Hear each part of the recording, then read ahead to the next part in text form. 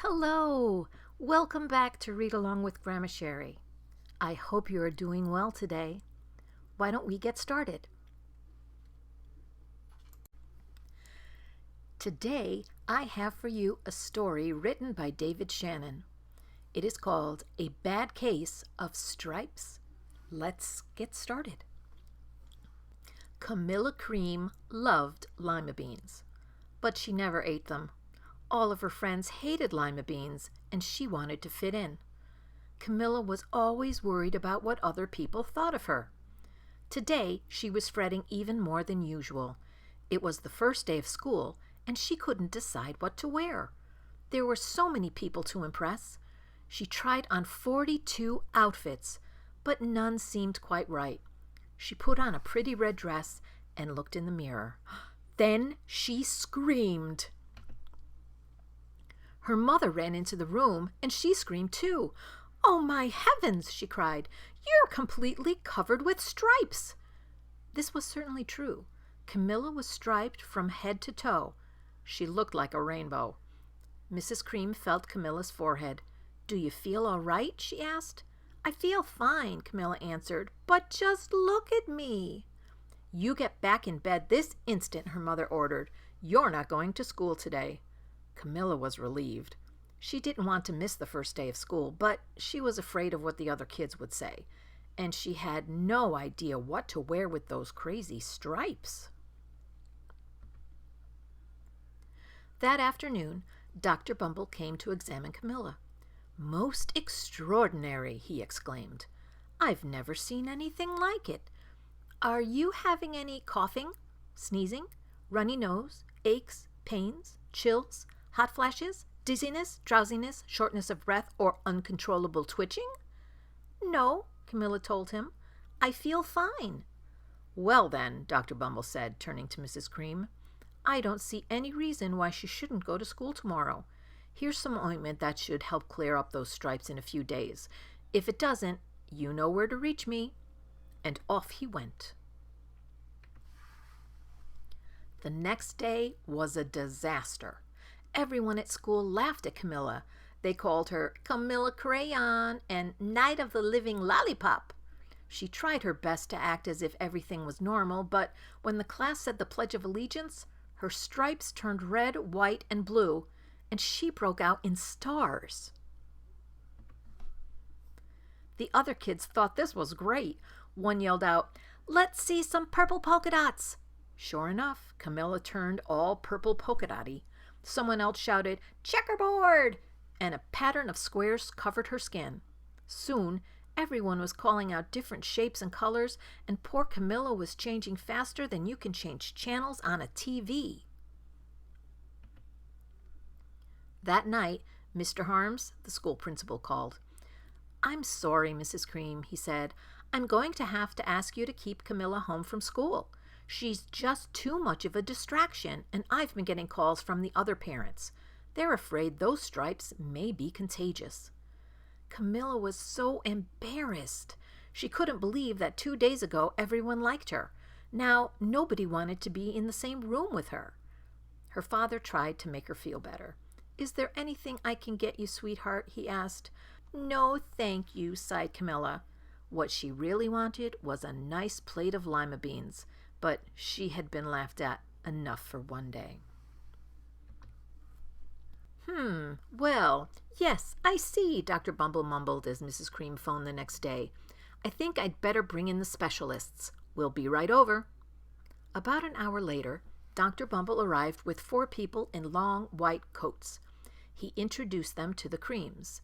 "This is Dr. Grope, Dr. Sponge, Dr. Cricket, and Dr. Young." Then the specialists went to work on Camilla.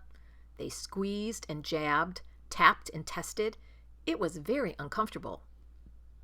"Well, it's not the mumps," concluded Dr. Grope. "Or the measles," said Dr. Sponge. "Definitely not chicken pox," put in Dr. Cricket. "Or sunburn," said Dr. Young. "Try these," said the specialists. They each handed her a bottle filled with different colored pills. "Take one of each before bed," said Dr. Grope. Then they filed out the front door, followed by Dr. Bumble. That night, Camilla took her medicine. It was awful. When she woke up the next morning, she did feel different, but when she got dressed, her clothes didn't fit right. She looked in the mirror, and there, staring back at her, was a giant, multicolored pill with her face on it. Dr. Bumble rushed over as soon as Mrs. Cream called, but this time, instead of the specialists, he brought the experts. Dr. Gord and Mr. Mellon were the finest scientific minds in the land. Once again, Camilla was poked and prodded, looked at and listened to. The experts wrote down lots of numbers. Then they huddled together and whispered. Dr. Gord finally spoke. "It might be a virus," he announced with authority. Suddenly, fuzzy little virus balls appeared all over Camilla. "Or probably some form of bacteria," said Mr. Mellon. Out popped squiggly little bacteria tails. "Or it could be a fungus," added Dr. Gord. Instantly, Camilla was covered with different colored fungus blotches. The experts looked at Camilla, then at each other. "We need to go over these numbers again back at the lab," Dr. Gord explained. "We'll call you when we know something." But the experts didn't have a clue, much less a cure. By now, the TV news had found out about Camilla. Reporters from every channel were outside her house telling the story of the bizarre case of the incredible changing kid. Soon, a huge crowd was camped out on the front lawn. The Creams were swamped with all kinds of remedies from psychologists, allergists, herbalists, nutritionists, psychics, an old medicine man, a guru, and even a veterinarian. Each so-called cure only added to poor Camilla's strange appearance until it was hard to even recognize her. She sprouted roots and berries and crystals and feathers and a long furry tail, but nothing worked. One day, a woman who called herself an environmental therapist claimed she could cure Camilla. "Close your eyes," she said. "Breathe deeply and become one with your room." "I wish you hadn't said that," Camilla groaned. Slowly, she started to melt into the walls of her room. Her bed became her mouth, her nose was a dresser, and 2 paintings were her eyes. The therapist screamed and ran from the house. "What are we going to do?" cried Mrs. Cream. "It just keeps getting worse and worse." She began to sob. At that moment, Mr. Cream heard a quiet little knock at the front door. He opened it, and there stood an old woman who was just as plump and sweet as a strawberry. "Excuse me," she said brightly, "but I think I can help." She went into Camilla's room and looked around. "My goodness," she said with a shake of her head. "What we have here is a bad case of stripes. One of the worst I've ever seen." She pulled a container of small green beans from her bag. "Here," she said, "these might do the trick." "Are those magic beans?" asked Mrs. Cream. "Oh, my, no," replied the kind woman. "There's no such thing. These are just plain old lima beans." "I'll bet you'd like some, wouldn't you?" she asked Camilla. Camilla wanted a big, heaping plateful of lima beans, more than just about anything, but she was still afraid to admit it. "Yuck," she said. "No one likes lima beans, especially me." "Oh, dear," the old woman said sadly.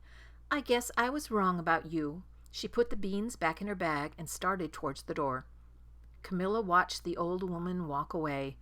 Those beans would taste so good, and being laughed at for eating them was nothing compared to what she's been going through. She finally couldn't stand it. "Wait," she cried. "The truth is, I really love lima beans." "I thought so," the old woman said with a smile. She took a handful of beans and popped them into Camilla's mouth. "Mmm," said Camilla.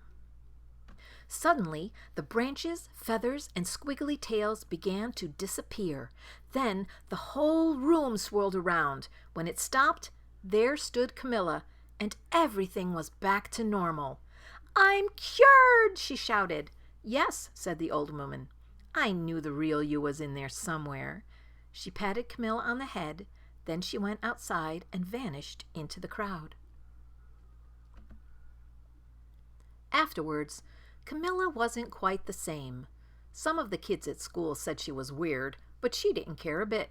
She ate all the lima beans she wanted, and she never had even a touch of stripes again. Well, that is the end of A Bad Case of Stripes by David Shannon. I hope you enjoyed reading that with me today. I think Camilla learned her lesson. Have a wonderful rest of your day. Bye-bye.